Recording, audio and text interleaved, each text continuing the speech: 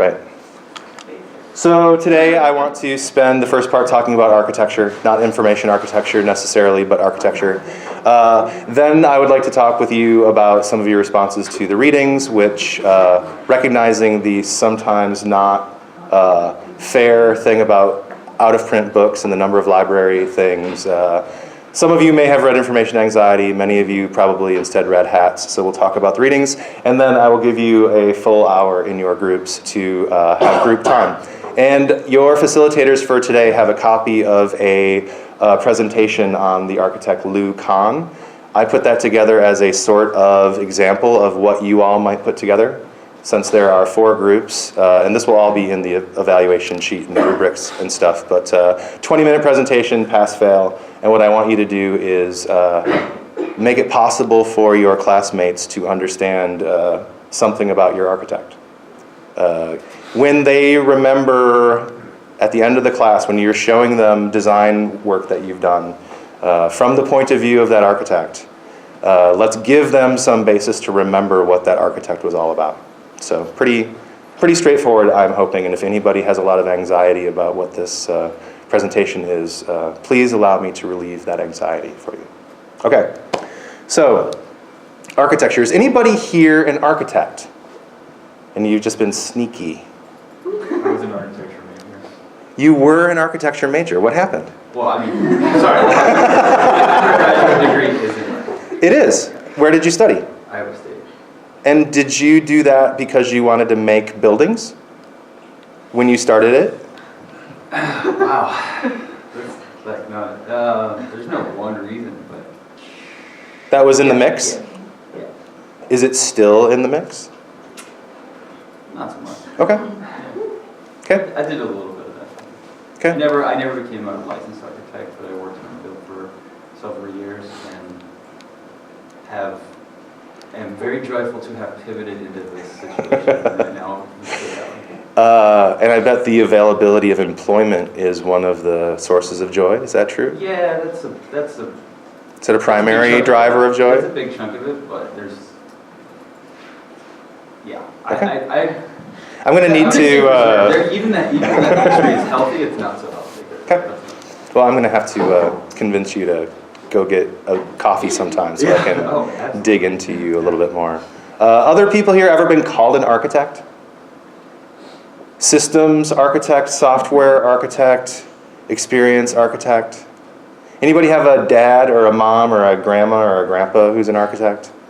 My dad is a solution architect. Solution architect, okay. And he makes liquids that dissolve solids.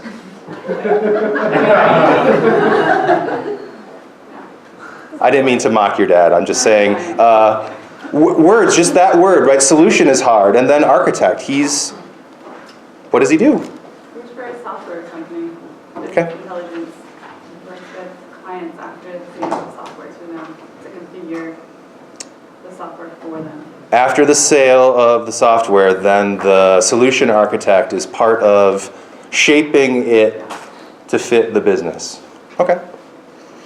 Well, part of the reason why information architecture is a hard thing for people to do anything with is because I think architecture is a hard thing for people to know what to do with. And the ability to talk about what is the difference between the design of this room and the architecture of this room and the architecture of this room with a capital A, that is not a conversation that a lot of people are equipped to have, and I am doubtful that I am going to provide you with what you need in order for you to be equipped to have that conversation. But I really would like it if that were to be one of the outcomes of this course, the ability to talk about the difference between architecture and design. And specifically for those of you who are going into the making of digital products and services, if any of you have the chance to go to the Information Architecture Summit this year, you ought to go. It's going to be fantastic. And Peter Merholz, one of the founders of Adaptive Path, he's now a product design lead at Jawbone, the people who make Jambox. A lot of really brilliant people at the IA Summit talking about how we make digital products and services. And Peter Merholz is going to be presenting this double diamond model for the development of software and digital products and services in a good way. And one of the really conspicuous things about this diagram, I'll just admit that I'm kind of looking for problems with this diagram. But where is architecture in any of this? In the first diamond, design makes strategy concrete, and it's a strategy and planning process that's about why and how. And then in the middle, there is a planning thing. And then in the second diamond, it's a design supporting delightful, engaging experiences. And there are all sorts of touch points along the way, all sorts of activities and deliverables that I do in my information architecture practice that some of you do as coursework or will do in whatever it is that you do. But where is architecture in this? What I suspect, and it may not be true, but I suspect that, and I'd love to know, are there courses at SI or cognates or things that you all are taking that have the word architecture in them, or where there's a conversation about the architecture part where you would know, where you talk about the architecture part as opposed to or in relation to some other part? Doesn't look like it, okay. Choice architecture? Choice architecture, there you go. Who's taken that? A couple of you? Okay. So what does architecture mean there? And is it different than choice design? I think it's related. Yeah, we're in the same class. I think it's related. It has some similarities to choice design, but I think it's more about how do you design frameworks to give people to make better decisions or be aware of how to make better decisions. So it's probably more like to decision theory or something like that. Well, and I heard framework. Yeah. Okay. So the development of frameworks is architectural. Does that work relative to the other stuff that you have to learn about? If we were to say it like that, does that help it start to make sense? But then there's a lot of framework. This is a framework. And there are frameworks within framework. The second diamond looks like Agile to me. Sprint Zero with the, those are probably little tabs of, and I know, Peter, you're not going to be watching this, so I'm going to make a joke at your expense. Little tabs of Xanax in between. And Sprint Zero, you get a little chill pill of Sprint Zero where you do your tiny little plan, and then boom, you're off to the races designing and making things. So the frameworky part might be the architecture part, but getting explicit with it when we talk about design and the processes of design, it's not always there. Yes? Yeah, just to add, we read an article about how the military uses, it was an article about the DoD or something related to DoD, where they were analyzing malicious design, and we related those design concepts we learned, like anchoring and those type of concepts, and how that can impact what you click on or what you... Cognitive biases and stuff like that? So the decision architecture is a structure that is mindful of what people are like?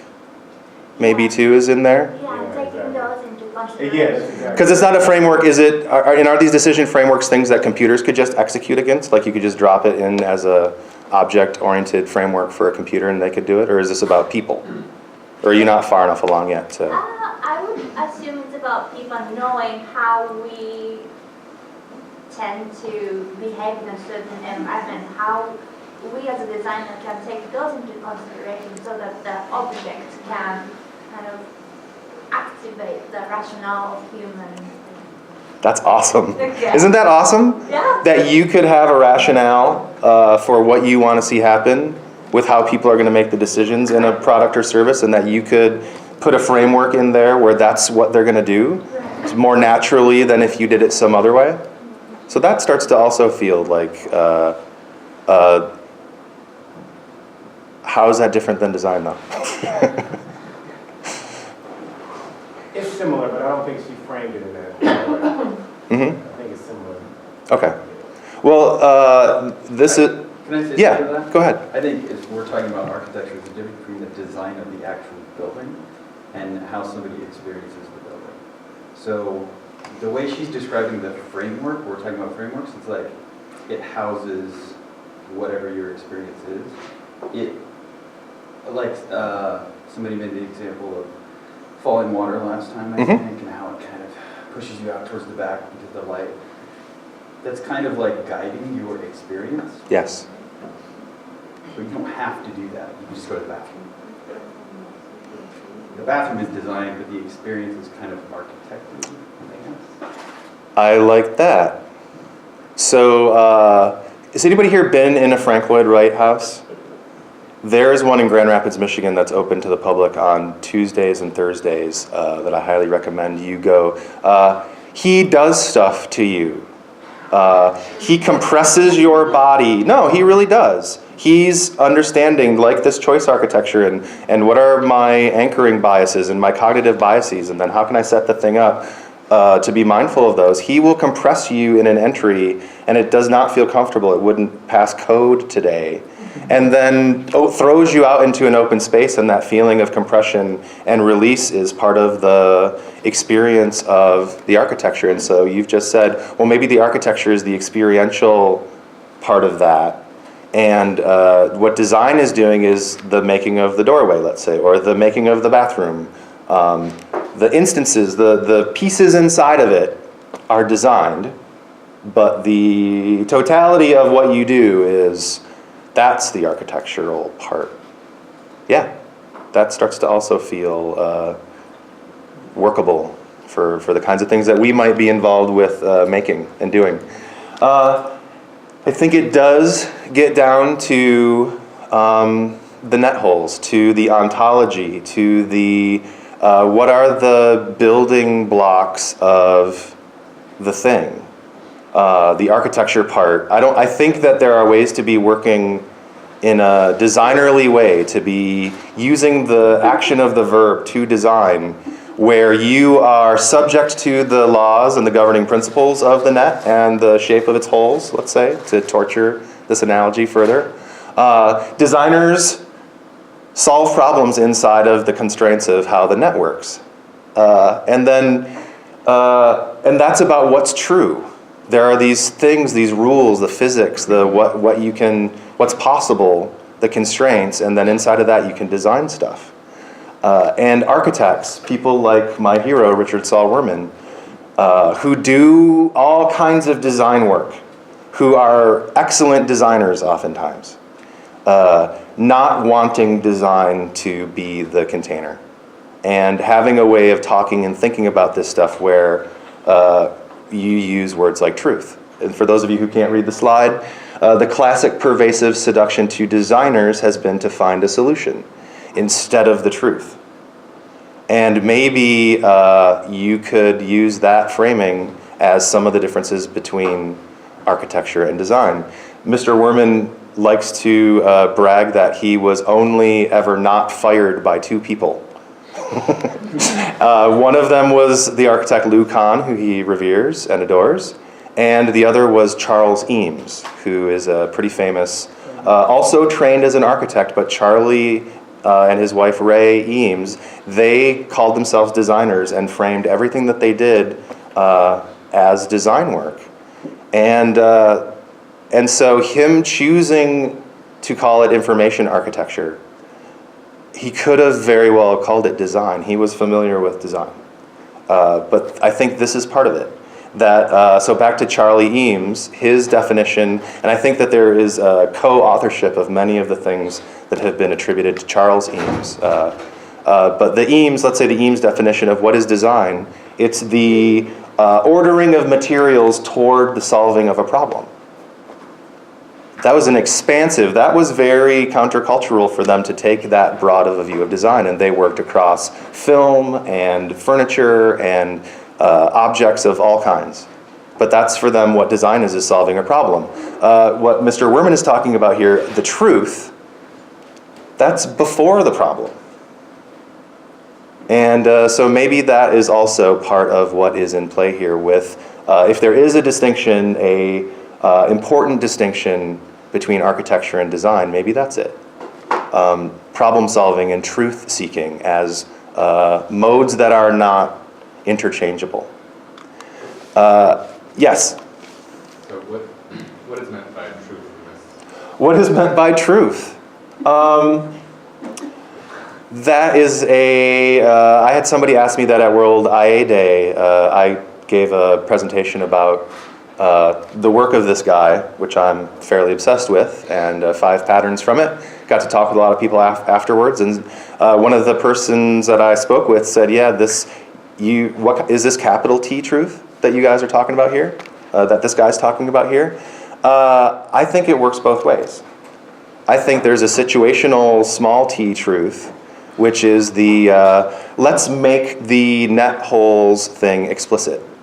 There are all these implicit assumptions about the basic building blocks of reality for the project. Like, how much is the real budget? How much time will you actually spend to marketing? How many people can write content, really? That's the truth. That's getting at, I think what this is talking about is going backward from a problem to ask more questions. So a situational truth. Mr. Werman's way of working is also highly personal. So maybe it's also a inward-looking. His teacher, Lou Kahn, liked to talk about how he had a 3-volume set of the history of England on his shelf. And he would pull down the first volume and sort of flip through it, and then he'd sort of put it back, because the book that he wanted to read was volume 0. The truth, he called it the agreement behind the making. His ability as a little Jewish immigrant from Estonia who trains in Philadelphia to build the capital of Bangladesh. How does he do that? He would say, there's an agreement behind the making of things that are good for people that I can find inside of me because I'm a people. So it's a personal, I think what Werman and Kahn are talking about are maybe a more spiritual, personal truth, but I think there's a way to see that as also sort of transpersonal. And that makes us uncomfortable. Does that make you uncomfortable? It's difficult to grasp what they are trying to get at by saying the truth. I was getting the sense maybe they are trying to find out how to make the most of the given condition by their reaction. But then I got lost. Yeah, how to make the most of the given conditions. Is that a kind of truth that you could use as an architect? I think so. I think that's a little different than another thing that Lou Kahn taught Mr. Werman and a lot of other architects, I suspect. One of the things that Kahn said was, in architecture, when the people have the list of the things that they want, correct me if I'm wrong, this is a gross simplification, but that's called a program. It's like a list of all of the things that it needs to do. Number of bodies it needs to accommodate, chairs, temperature, code compliance, the program. And Lou Kahn said, an architect does not receive the program from the client like a pharmacist receives a prescription from a doctor. For you to take that list and say, okay, I'll give you what you want, he believed that was an abdication of architecture. He would maybe, and I'm conjecturing about a dead man that I don't know, so this is probably not even good. I should just stop, put the shovel down. But what's true isn't what you think is true, maybe, is what this is getting at. And if we just leave that there is this seduction of what seems like it's true, what's true enough for us to go and make stuff, because making is where it's at, that might be a mistake. This is a design leader at Facebook talking about what's hard, aka the Lord's work, and then what's easy. And this may be why Facebook is not a good place for people yet. Because in the universe of what is easy and hard, what is the Lord's work, and then presumably what is the rest of the devil's work, understanding the problem is the easiest part of being a designer at Facebook. Which is maybe why people whose children die of cancer get here's your awesome last year with a picture of your dead daughter. that actually happened to the CSS guy, Eric Meyer. His daughter suffered with cancer for years. She died this year. New Year's gift from Facebook, picture of his daughter. You had an awesome year. Here's what happened. Understanding the problem, that's the difference between jumping to solve the problem. People have all these kick-ass pictures on their feed. We can do like a movie deal. And then asking what's true, which is I had a shitty year. I had the worst year ever. I guess that was an edge case that somebody didn't have a nice year. But if that's the easy part, then that makes sense, right? So this is one of my pet simplifications. I have the privilege of co-thinking with Abby Covert, who is my best friend and the current president of the IA Institute. And we put together some of our beliefs, and this was one of them. This is how we've operationalized it for the way that we talk to people. Architecture frames problems and design solves them. And I do both. I like to work as an information architect. That's what I like to have on my card. But I do design work a lot. And the problem is getting enough architectural work into whatever projects we have. Because there is this is really important stuff. To frame problems, we talked earlier about things and the importance of being able to know what a thing is. Working on a project and questioning. So here's a list of all the things. Here's the program. Go solve the problem. Well, what are things? What is it? What are these things? Asking questions about the thinging prior to any making. That's an architectural way of working. And what we learned, and I didn't get to lecture you on this material from Heidegger as much as I wanted to, but that little bit of it that we got, the idea that dwelling, that we human beings, what do we do? What are we about? We dwell. And that when we dwell in a place, when we make a little hut for ourselves, like Mr. Heidegger did, when you make a hut for yourself and you dwell, that is how you are making sense of the whole world. What are things? Who am I? What time is it? Is it safe or not? All of this is happening through this basic energy of people, which is to dwell, a way of being in the world with things. And when that doesn't go well, remember the monkeys and the monolith. A way of being in the world with things can be peaceful or not. Something my colleague Bill Holzinger Robinson found out, we were working on a presentation that we're going to give in a couple of weeks. There is something going on with people. So this thing that I've personally observed about in the development of software products and services, people don't know how to differentiate between architecture and design all that meaningfully. And then what Mr. Werman has known for a long, long time, that designers are seduced by the problem and they don't ask about what's true. This strange occurrence, this is from the Google Ngram viewer. This is works in English that the Google bot has been able to inhale. There are lots of them. I don't know what the volume is, but let's assume it's a lot. It's at Google scale. And right around the time of industrial grade complexity, industrial grade misery that we've made for ourselves, it started to become the case that, and maybe it's because we made so many problems for ourselves. If any of you have seen the Sorcerer's Apprentice segment of the original Fantasia Disney film, we got the hat, we started making some shit, and we made the shit make its own shit, and it was great, and then, oh no, now we have to solve all the problems that we made, that we created through this thing that we thought would be, would reduce work. Oh shit, now we have the rise of problem solving concurrent with the drop of truth talking. Yes? So what did you do that search? Like just the words problem? Yeah, yeah. I mean, this is a pretty wild extrapolation. This would not withstand This is probably not even withstood, right? But because I didn't say if you do it with problem solving and truth seeking, it doesn't do the same wide pattern of spread. It does something different. The instance of two-word occurrences being so much lower, the statistical improbability of truth seeking, you know. So just truth, talking about truth and saying that word, that T word, that thing that clients never want us to bring up.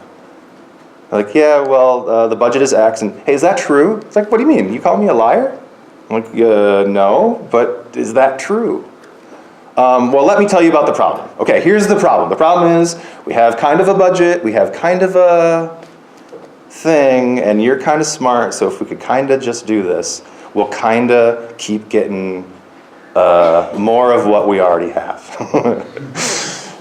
So yeah, you can focus on solving problems, or you can talk about the truth, but the concurrence of those things is maybe that's architecture. Or has something to do with architecture. I think it's cool that now you can buy a building and just have it plopped on wherever. The idea that using the built environment to help us understand architecture and design. So somebody designed and what's sweet is that there's a labor camp. If you need a labor camp next to your giant factory, I mean, and this is just a giant whatever, right? It's just a giant rectangle. Here's another monolith that causes us monkeys to respond in certain ways, but in minimal ways, because this is just, this isn't, the question is this architecture? If I buy this building and drop it on a parking lot and put some stuff in it, and if I wrote a bot that combed e-commerce generally and ordered shit, randomly and had it shipped to here. Just a bunch of things in a building on a parking lot somewhere flat. Is that architecture? Does anybody want to, this is a trap. Does anybody want to come in? Yes. Why not? It's architecture in a certain sense, but to me, but it's like an architectural statement of nihilism. What it sounds like you just use black or You can't really see this, but this is like a New England countryside with a little church, and so a monument to nihilism. Just a comment on the falsehood of the supposed way of life on that New England countryside. Or at least the supposed way of life that's taking place within that building, or it's connected to that building. So I think in the little conversation we just had, we made it architecture. Prior to, with that list of what it was, helicopter dropped it, random bot filled it with things, we didn't know what any of the things were, we didn't care. Drones, self-aware drones, took the things and arranged them inside. We could do this experiment. This would be a great art installation. I might have to submit this to Art Prize. Is it architecture yet? That is the question that if you get bit by this bug of looking at things in the world and wondering what they mean. How did that ever, why is it that way? Not from, because it could be better, because it could be 87% more efficient, but from, did it have to have two handles? This soup mug is making me spill.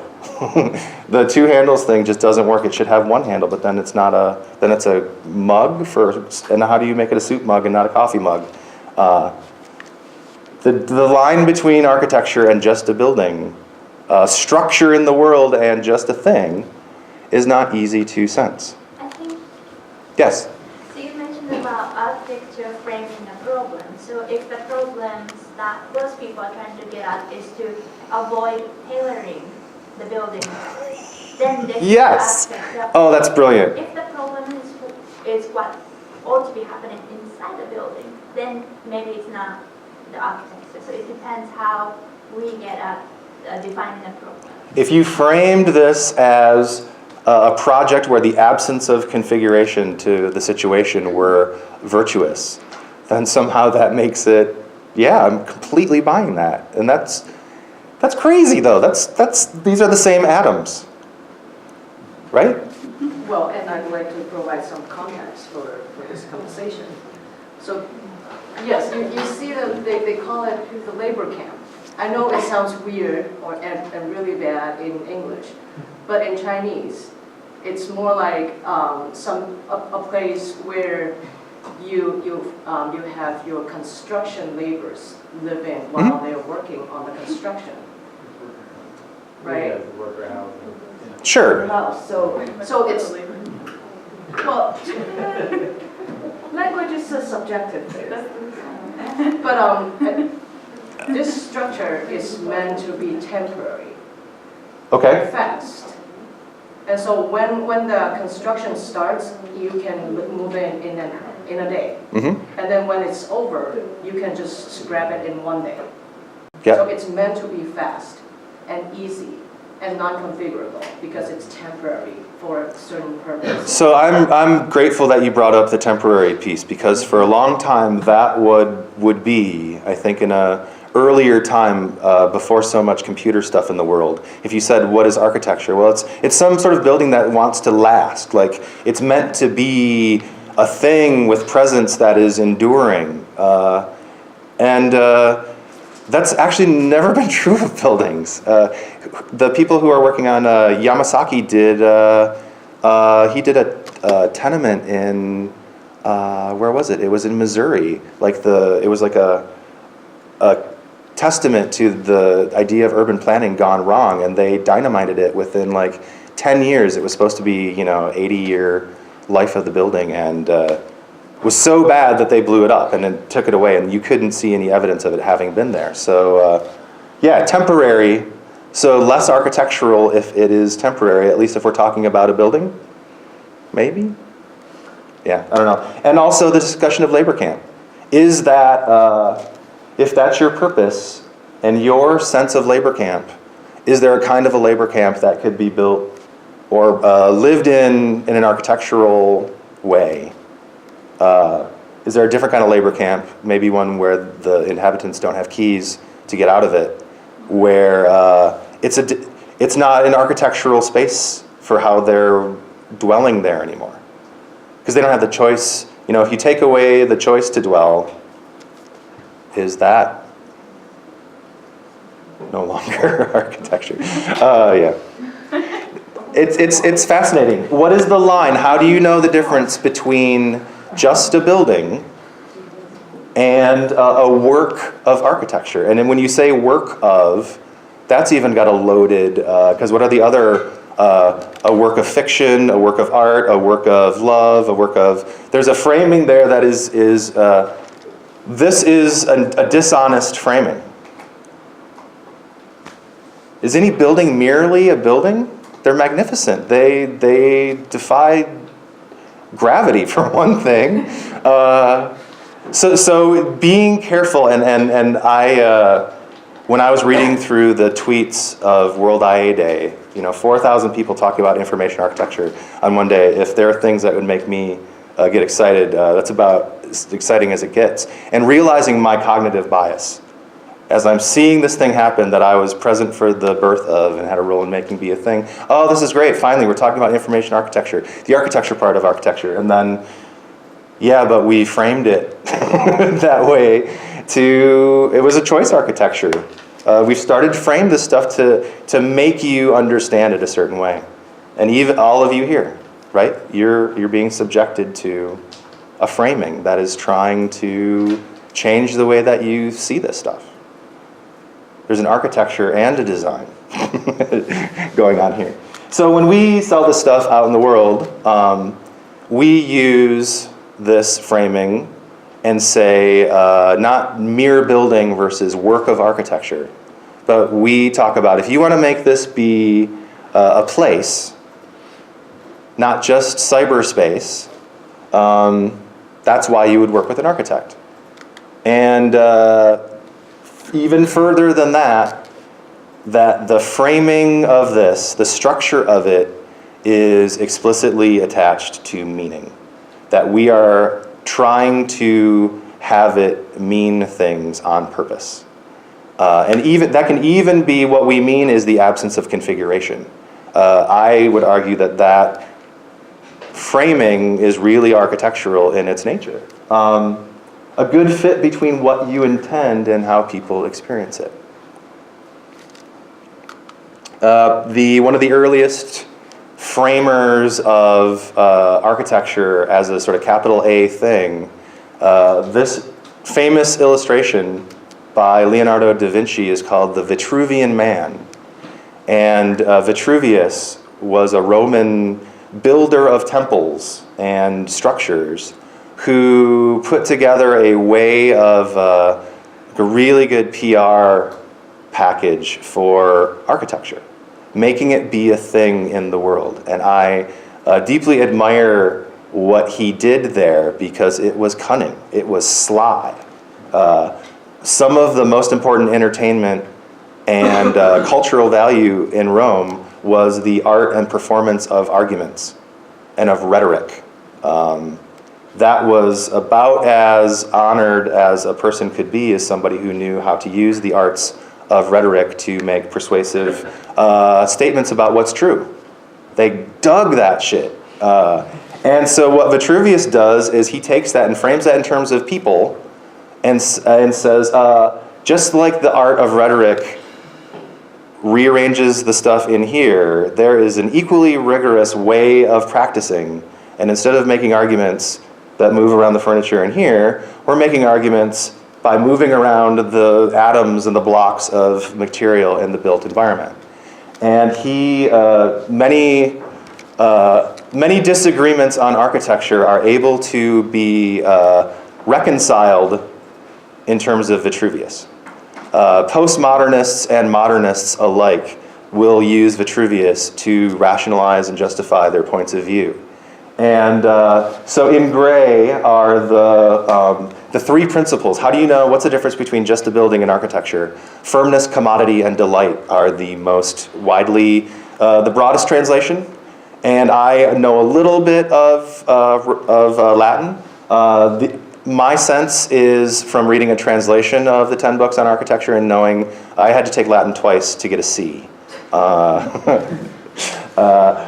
But structural integrity maybe would be a more serviceable way to talk about this in whether it's software products and services or buildings like North Quad. Structural integrity, commercial viability. There's a word commodious. We don't use that word anymore, but sort of a way of lending itself to appropriate use that is good and sustainable and cyclical, sustainable, that it's commercially viable. And then delight, and that is such an overused word in especially software products and services. I would like to, especially because there are things whose delight is not of the, it isn't concurrent with happiness, that the response that is appropriate or desired on the parts of the architects and designers has a certain character to it, so that there's an aesthetic dimension to it. It may not be pretty or happy. That's why I don't like delight, because there are aesthetic dimensions that are not delightful. That I think are part of what the argument here, the three parts of this argument about is this architecture or not? Is it architecture yet? Here's a three-part heuristic you can use, some questions you can ask. Well, is it, especially, and the other reason why I like structural integrity is with software products and services, I can blow it up just with one commit to a software repository. I could delete every copy of it and it's gone forever, pretty quickly. So firmness, a lot of things that we need to be able to do with software products and services is have them move and be contextually configured. So structural integrity maybe. Damn it, did I just kill the, okay. So this is a picture, has anybody been to the National Gallery on Trafalgar Square in London?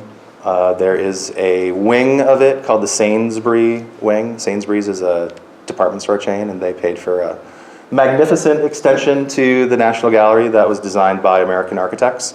And like many of their works, this is Venturi and Scott Brown. Like many of their works, the reaction was mixed, some of it very negative. And what Venturi says, and again, this is just like Eames, the attribution, a lot of it is shared. This is a quote from Complexity and Contradiction, which was before he and his writing partner and then wife and then business partner, Denise Scott Brown.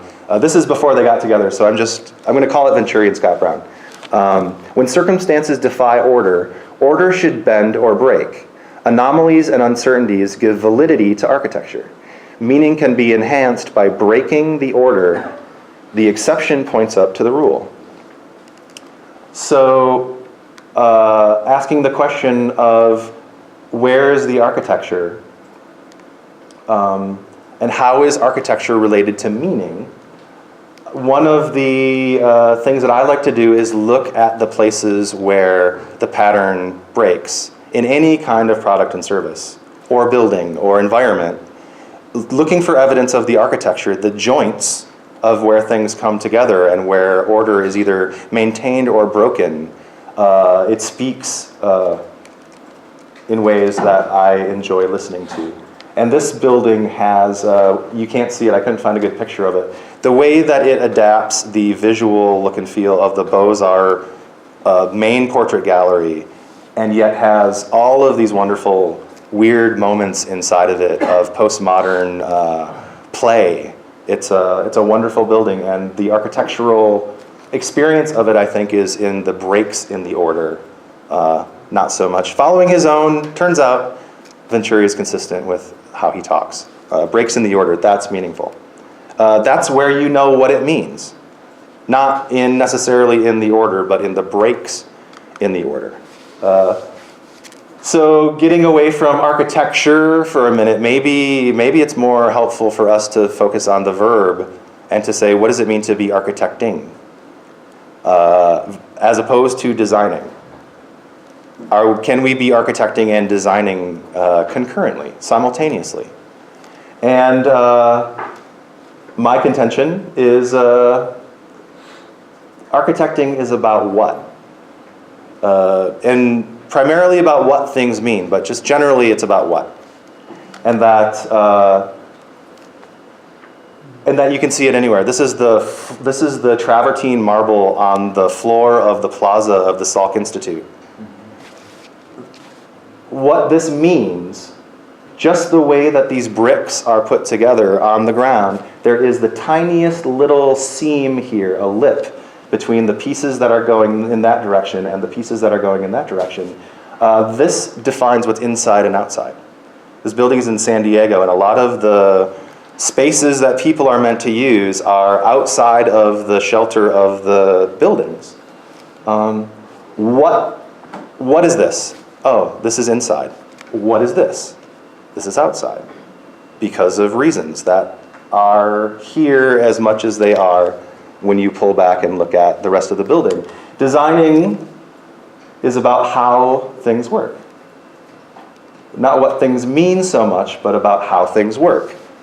The little offices for the researchers at the Salk Institute are made of teak. They've never been treated. They're just being allowed to age with the sea breeze and the sea air. And those modules were built off-site, prefabricated to slide into their niches. The pulling that off, the making a vast concrete structure with niches for prefabricated elements to slide into and lock into, and how do you actually construct it? All kinds of design work involved here. And Lou Kahn was personally involved in the design of the details to make this work. To solve the problems that he set up in the way that the floor is laid, sets up all kinds of problems. What is inside? What is outside? How does the direction of material tell you about what this place is for? And then designing how things work. It's a fantastic place. Recommend that you go there if you're ever. It's like 2.5 hours from LA, but if you're in San Diego, I won't forgive you if you don't go see this. So what before how? Yes. I have a question. Yes. So you said that architecting is about what things mean and designing is about how things work. Mm-hmm. So is the answer to the question why a combination of architecting and designing? Did everybody hear the question? So if architecting is what and designing is how, where does why? Is why the unity of what and how?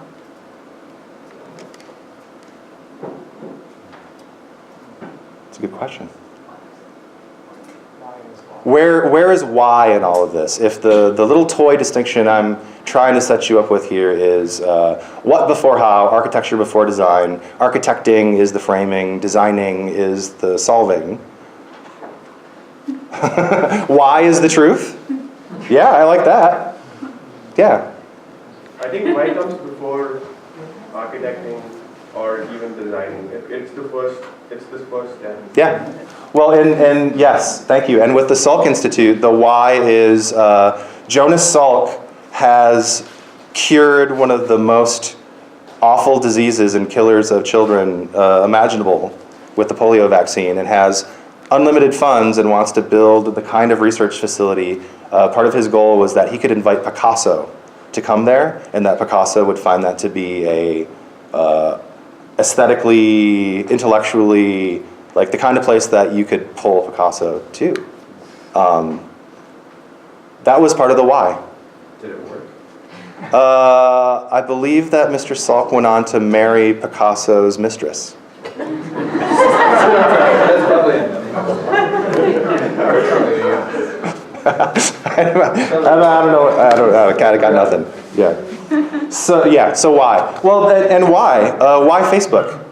What did Zuckerberg and the people, those, was there were some twins? There was a movie, right? They had a why, being able to sift through humans in their school and find the ones that were better targets for something. What's the what of Facebook? Or maybe you don't have to take the, if Lucan says, if somebody gives you a list of things, you don't take it. I gave you a list of things, you don't have to take it. So maybe not the what and the how. How about the architecture part of Facebook?